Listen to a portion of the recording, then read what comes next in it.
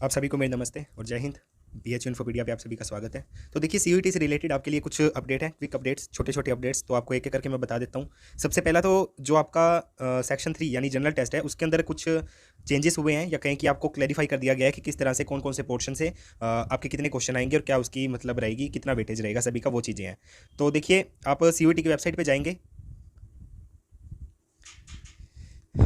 CUET की website पे आने के बाद सिलेबस में जाकर आप सभी अपने जो सिलेबस सब्जेक्ट्स हैं, डोमेन सब्जेक्ट्स हैं, उन सभी को आप चेक कर सकते हैं उनका क्या सिलेबस रहने वाला है। तो इसके अंदर अभी जो आप जनरल टेस्ट का सिलेबस ओपन करके देखोगे, आपको यहाँ पर दिखेगा एक न्यू फाइल।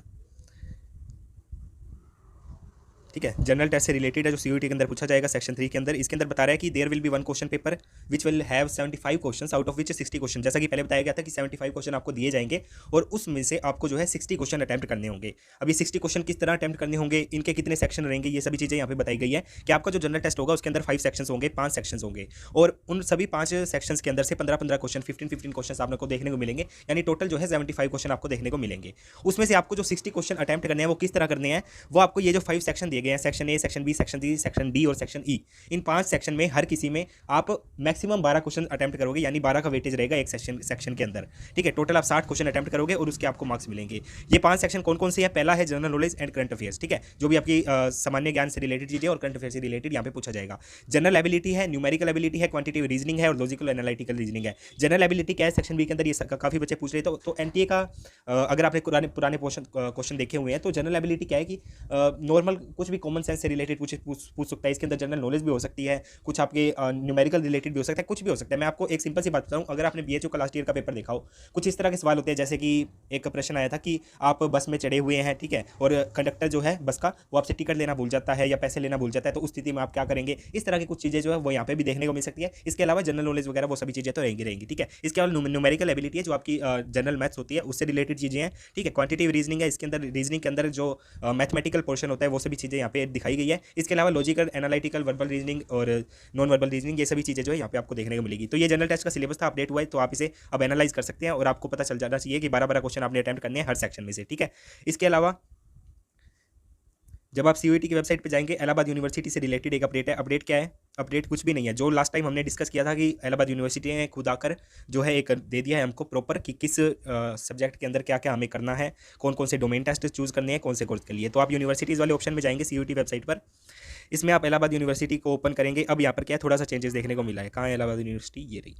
ठीक है, जो यहाँ पे क्या है, चेंजेस कुछ नहीं हुए हैं। इन्होंने बस प्रॉपर तरीके से लिख दिया है कि बीए के लिए आपको सेक्शन 1 के अंदर ये लेना है, सेक्शन 2 के अंदर ये लेना है, सेक्शन 3 यस करना है, नो करना है, ये सभी चीज़ें। तो यहाँ पे बता रहा है डिग्री कौन कौन सी है। ठीक है, बीए है, बीए के अंदर यहाँ पे जो फर्स्ट लाइन आपको दिख रही है अरेबिक एंथ्रोपोलॉजी, ये सभी लिखे हुए हैं कि बीए के अंदर जो जो सब्जेक्ट है, जो जो कोर्स है वो बताए गए हैं। इसके अलावा बता रहा है कि बीए के अंदर आपको सेक्शन 1A लेना ही लेना है, उसके अंदर हिंदी या इंग्लिश में से कोई एक आपको लेना है। इसके अलावा सेक्शन 2 में डोमेन लेने हैं। तो जो 8 सब्जेक्ट बताए गए थे लास्ट नोटिफिकेशन में, यहाँ पे लिखी है economics, polity, sociology, psychology, anthropology, history और जियोग्राफी और संस्कृत। इन 8 में से कोई 2 सब्जेक्ट आपको डोमेन में लेने हैं। अगर आप बीए करना चाहते हैं, कोई भी 2 डोमेन ले लीजिए। इसके अलावा एक सेक्शन 3 के अंदर जो जनरल टेस्ट है वो आपको लेना है, कंपलसरी फॉर ऑल। ठीक है, इस तरह से ये सभी चीज़ें बताई गई है। अलग अलग सभी कोर्सेज का बता दिया कि बीएससी करनी है आपको, मैथ्स में करनी है तो आपको फिजिक्स, मैथमेटिक्स, ये सभी चीज़ें लेनी होगी। ठीक है, बीएससी के लिए देखिए क्या बताया, सेक्शन 1 में लैंग्वेज टेस्ट लेना है। ठीक है, हिंदी या इंग्लिश में से कोई एक। सेक्शन 2 में आपको डोमेन सब्जेक्ट लेने हैं, कोई 2। किस किस में से? फिजिक्स, केमिस्ट्री, कंप्यूटर साइंस में से कोई 2 सब्जेक्ट लेने हैं। आप फिजिक्स केमिस्ट्री लेके मैथ्स में जा सकते हैं, फिजिक्स कंप्यूटर साइंस लेके जा सकते हैं, और केमिस्ट्री और कंप्यूटर साइंस लेकर, इनमें से कोई भी 2 डोमेन लेकर आप बीएससी मैथ्स में जा सकते हैं। और सेक्शन 3 सभी के लिए कंपलसरी है। ठीक है, तो एयू का आपने वही सभी चीज़ें ध्यान रखनी है। लैंग्वेज और जनरल टेस्ट जो है वो सभी के लिए कंपलसरी है। इसके अलावा जो डोमेन है, मिनिमम 2 डोमेन है सभी, लगभग सभी कोर्सेज में, वो यहाँ पे बता दिए गए हैं। ठीक है, तो ये एयू का थोड़ा सा अपडेट आया था। इसके अलावा आपको जो है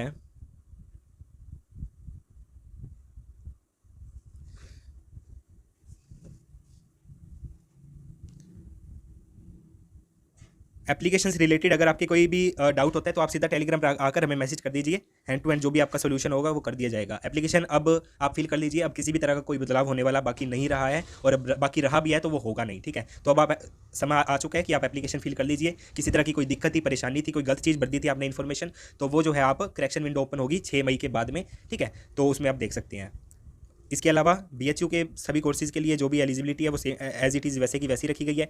DU के लिए अगर आप अप्लाई कर रहे हो तो B1 और B2 लिस्ट का प्रॉपर ध्यान रखिएगा, ठीक है। ऐसा ना हो कि आप सब B2 में से ज़्यादा सब्जेक्ट ले लें या B1 में से, जिस तरह वहाँ पे बताया गया है कि आपको एक सब्जेक्ट लेना है B1 से और 2 लेने हैं B1 या B2 किसी में से भी, उनमें से एक होना चाहिए। तो ये सभी एलिजिबिलिटी आप देख लीजिएगा, ठीक है। दिल्ली यूनिवर्सिटी की और कोई अगर आपको, और जब आप एप्लीकेशन फिल कर रहे होगे CUET एप्लीकेशन, तो आप जो है अपना मैक्सिमम कोर्स में देखिए, मैक्सिमम कोर्स यूनिवर्सिटी सेलेक्ट करने का मतलब क्या है। अगर आप कोई 4 टेस्ट दे रहे हैं, उन 4 टेस्ट के बेसिस पर अगर आपको BA या BCom जो भी कोर्स आप करना चाहते हैं वो कहीं पर ऑफर हो रहा है, तो आप उन सभी को सिलेक्ट कर लीजिए। एटलीस्ट जो आपके यूनिवर्सिटी आप चाहते हो कि मेरे को मिल जाए, मेरे शहर में, मेरे स्टेट में या अपने आसपास जो भी एमिनेंट यूनिवर्सिटी है उसमें आपको एडमिशन मिल जाए, तो आप सभी को सिलेक्ट कर लीजिएगा, ठीक है। और जिस चीज़ को आप सिलेक्ट करोगे सिर्फ उसी में आपको बाद में काउंसलिंग का फर्दर प्रोसीजर जो है उसमें आपको एनरोल किया जाएगा, ठीक है। तो इस चीज़ का आपको ध्यान रखना है।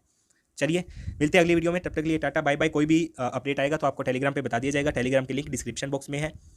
तो एक बात मैं ये बताना और चाह रहा था आपको, 1 मिनट, कि अब आप NTA की वेबसाइट पर जाकर, जो नेशनल टेस्टिंग एजेंसी की ऑफिशियल वेबसाइट है, यहाँ पर जाकर आप CUET 2020 UG से रिलेटेड जो मॉक टेस्ट यहाँ पे प्रोवाइड किए गए NTA के द्वारा, वो आप अटैम्प्ट कर पाएंगे। अब ये साइट जो है चालू हो गई, आप ये मेन पेज, होम पेज पर देखेंगे मॉक टेस्ट का ऑप्शन है, आप इसको क्लिक करेंगे, ठीक है। यहाँ पे आपको ईमेल वगैरह रजिस्टर करना होगा। ये सब करने के बाद में जो है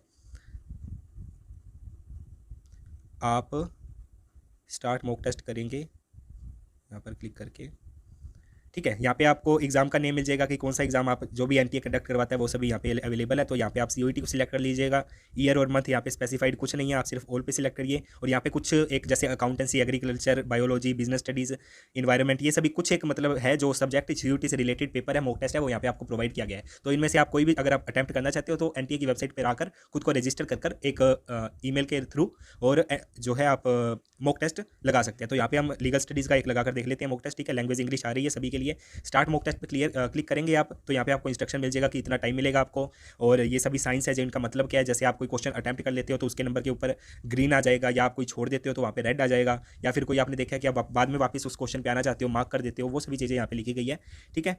तो ये सभी इंस्ट्रक्शन के बाद में आप इसको प्रोसीड कर दोगे, आपका मॉक टेस्ट जो है स्टार्ट हो जाएगा। यहाँ पर आपको ये जो क्वेश्चन पैलेट दिख रहा है, ये क्वेश्चन नंबर है, यानी टोटल ऑफ 50 क्वेश्चन दिए हुए हैं और इसमें से 40 क्वेश्चन आपको करने हैं, ठीक है। और टाइम यहाँ पे 45 मिनट का होता है। ये क्वेश्चन करेंगे कैसे, यहाँ पे ये क्वेश्चन पढ़ेंगे आप, ठीक है। मान लीजिए इसका 2 आंसर है तो 2 पे क्लिक कर दिया और सेव एंड नेक्स्ट पे क्लिक कर दिया, तो ये क्वेश्चन सेव हो जाएगा। अब आगे पे ग्रीन आ गया 1 नंबर पे, यानी आपका ये टाइम से आपको CBT मोड में कंप्यूटर के ऊपर ये देखने को मिलेगा, ठीक है। तो ये मॉक टेस्ट आप प्रैक्टिस कर सकते हैं। इसके अलावा आप हमारे साथ भी WhatsApp पर जुड़ सकते हैं। WhatsApp के ऊपर आपको रेगुलर बेसिस पर टेस्ट कंडक्ट करवाए जाते हैं। और 20 तारीख नहीं, इस संडे को, संडे कब है, ठीक है, संडे को 12:30 बजे दोपहर को हमारा कंप्लीट मॉक टेस्ट होगा। किस किस के लिए होगा, BA और BCom के लिए, ठीक है। इसमें एक आपको लैंग्वेज टेस्ट मिलेगा इंग्लिश का, और जो डोमेन है उसके अंदर आपको एक कॉमन मिलेगा, किसका, कॉमर्स के जो डोमेन सब्जेक्ट है उसके लिए आपको एक कॉमन टेस्ट मिलेगा। इसके अलावा एक जनरल टेस्ट रहेगा। तो अगर आप BA से हैं तो आप उसको अटैम्प्ट कर सकते हैं, BCom से है तो भी अटैम्प्ट कर सकते हैं, ठीक है। WhatsApp को ज्वाइन करने के लिए आप टेलीग्राम पे आ जाइए, टेलीग्राम की लिंक डिस्क्रिप्शन में है।